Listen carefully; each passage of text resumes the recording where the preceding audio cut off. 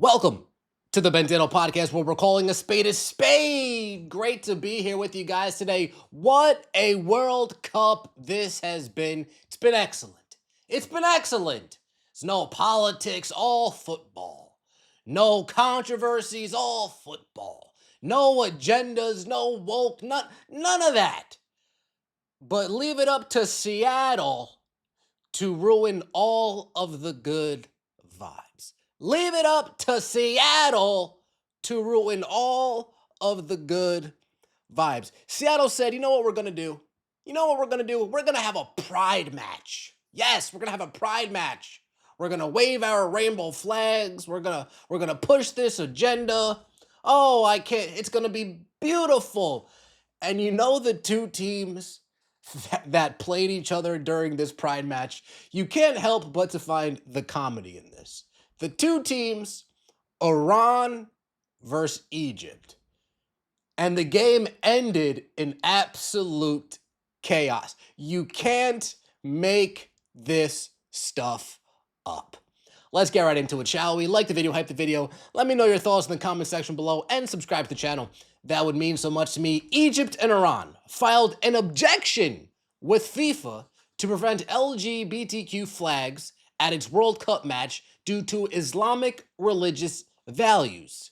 Seattle refused and officially designated the Egypt-Iran game a pride match. Oh, we have Pride Night in baseball. Like seemingly every other night in June is Pride Night in baseball. And here we are at the FIFA World Cup Pride match.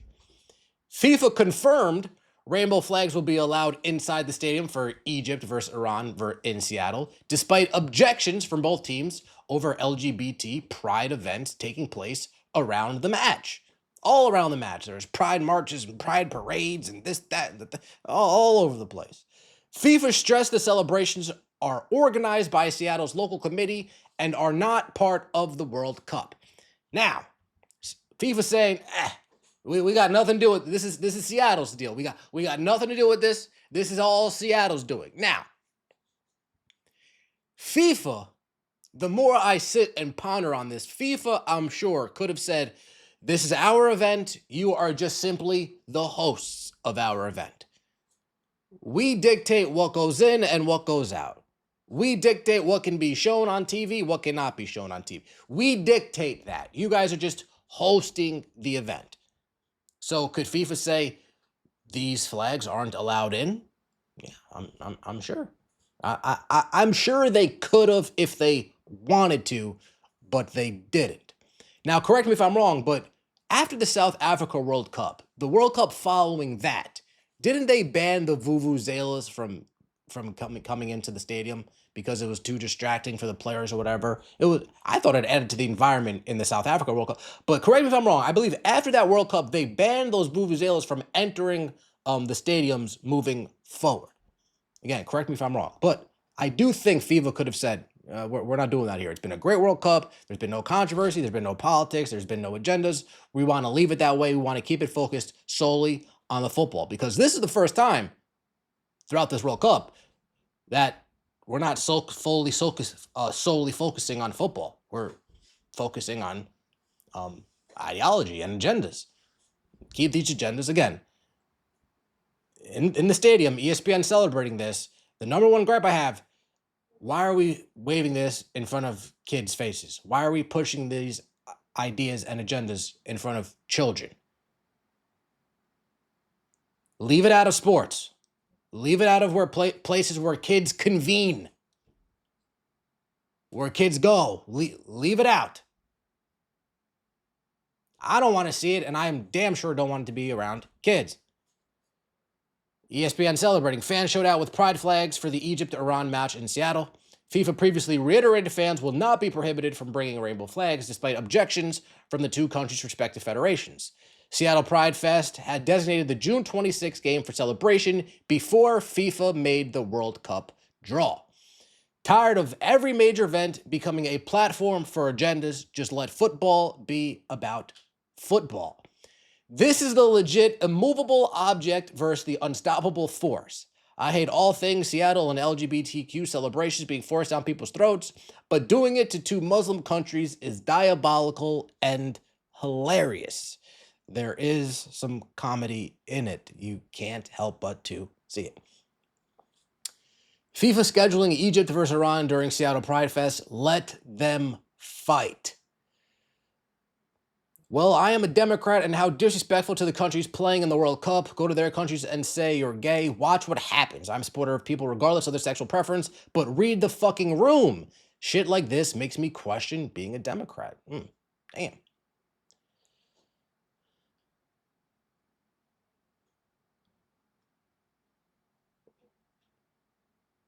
But why? Leave your flags and politics out of sports. The only flags that should be displayed are state and country flags. Now, after the game, they had the Iran captain over here speak to the media about this. We respect all of the LGBT people. That's their own idea. It's not about us. We are here to play football. We respect all of those guys. Yeah, if you have a question about the game, I will answer. We respect all of. He's going to touch down in Iran and get a sack placed over his head and dragged to an unknown area.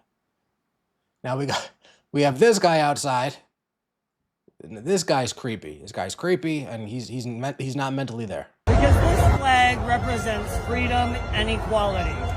And if there's a kid or an adult in a country that persecutes people for being who they are, I want them to see this because it's on national TV, and they know they can come here. God bless America. Does this guy seem right to you? Does he seem okay to you? He doesn't to me. I just gotta say, he seems a little off. He seems like the screws are loose, you know? A little tweak in action, if you ask me. If you ask me. And of course, he brings up kids. That's what I'm saying. Like, this is all grooming. This is all grooming. And we gotta call a spade here. Call it what it is. Here we go outside. We got the pride flag in between the Egypt flag and the Iran flag, flying high and proud. Good Lord. Now, the game ended in chaos. Iran had a last-second goal called off due to offsides. Now, number 9 over here in the middle of the screen has they're saying number 4 is offsides. However, the rule is not the last defender, it's the second to last defender. So once the goalie comes out to deflect the ball over here, that new defender now becomes the defender, becomes the last defender. And number 9, number 4 is in fact offsides. People are saying, well, because he's behind the goalie, it should be good. No, it's the second to last defender. Once the goalie jumps out, the goalie's, he is a defender. So you have one defender, the second defender, 4 barely, but 4 is in fact offsides.